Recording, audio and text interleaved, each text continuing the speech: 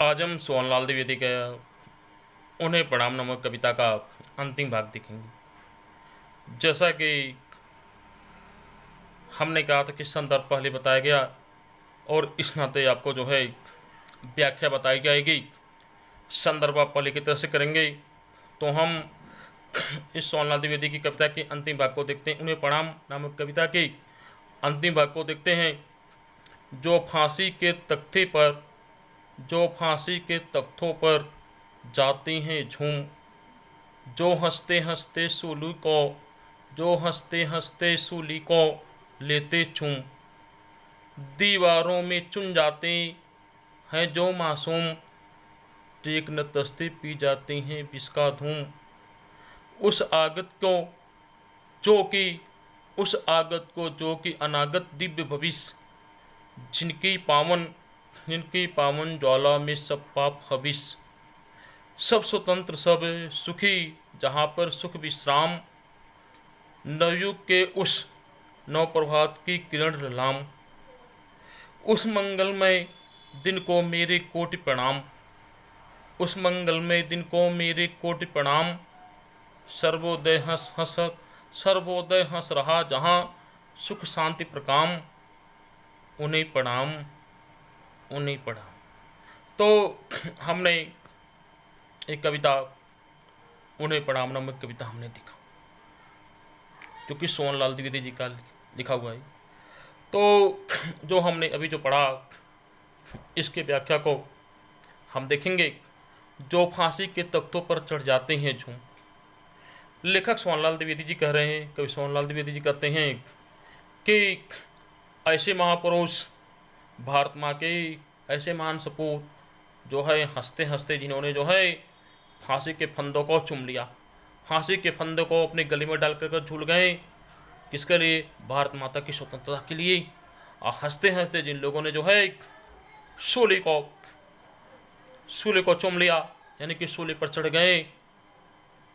और ऐसे बच्चे, मासूम बच्चे जो दीवार में चुन ले गए, यानी कि यहाँ पे जो है सरहिंद के नवाब द्वारा गुरु गोविंद सिंह के बच्चों को दीवार में चुनवा देने, गुरु गोविंद सिंह के मासूम बच्चों को दीवार में चुनवा देने की बात का उदाहरण दिया गया है कि किस तरह से उन मासूम बच्चों ने जो है मातृभूमि के लिए, अपने धर्म के लिए, इस भारत भूमि के लिए जो है, अपने धर्म के लिए जो है उन्होंने जो है दीवालों में चुना जाना, यानी अपना बलिदान किया जाना जो है मंजूर किया।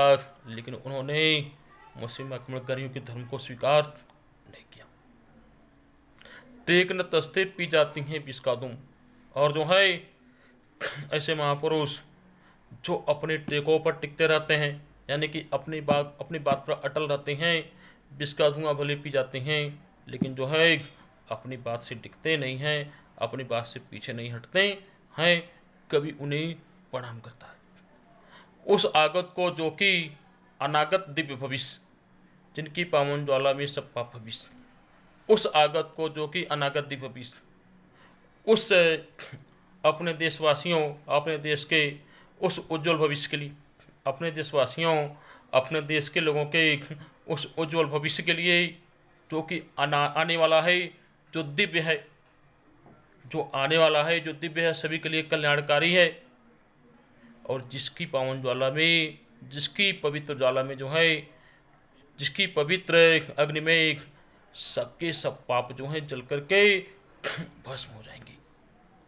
सब स्वतंत्र सब सुखी जहाँ पर सुख विश्राम, नवयुग के और नव प्रभात की किरण नाम।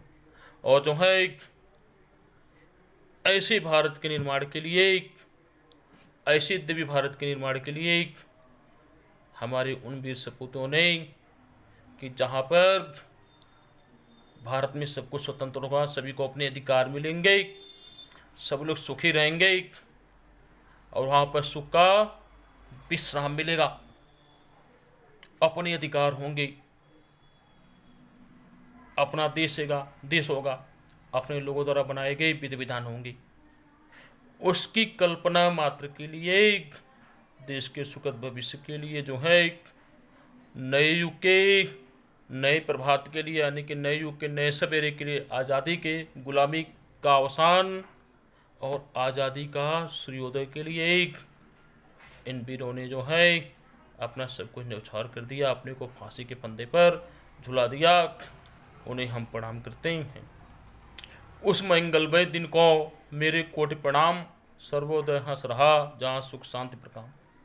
कवि कह रहे हैं कि उस मंगलमय दिन को, यानी कि वह आने वाला खुशी उल्लास उम्मीद का जो दिन होगा, यानी कि जिस दिन हमारा देश इन विदेशी आक्रमणकारियों के दास्ता से मुक्त होगा, आज़ाद होगा, उस दिन के लिए जो है, और जो है जहाँ पर सभी तरफ जो है हंसी खुशी का उदय होगा, सुख शांति चारों तरफ फैली होगी, उस दिन को कवि प्रणाम करता है और उस दिन को लाने वाले वीर सपूतों को प्रणाम करता है।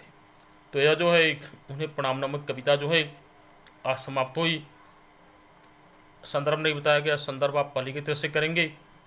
व्याख्या बताया गया है।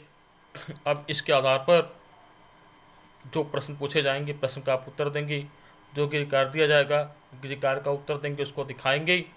अब अगला भाग जो है हम कल देखेंगे।